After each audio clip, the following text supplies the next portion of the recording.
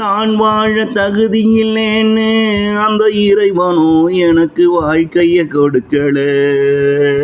நான் வாழ தகுதியில்லைன்னு அந்த இறைவனோ எனக்கு வாழ்க்கைய கொடுக்கல. நானும் எவ்வளவு முயற்சியும் எடுத்து பார்த்தேன், ஆனாலும் அவன் என்ன வாழத்தான் விடல.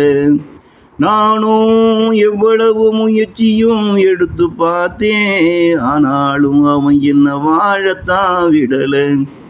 இப்படியே வாழ சொல்லி அவனும் என் தலையில எழுதி விட்டான். இதை எப்படி நான் ஏற்றுக்கொள்வேன், அதுதான் எனக்கு ஒன்றும் புரியல.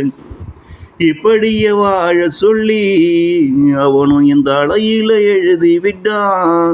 இதை எப்படி நான் ஏற்றுக்கொள்வேன், அதுதான் எனக்கு ஒன்றும் புரியல.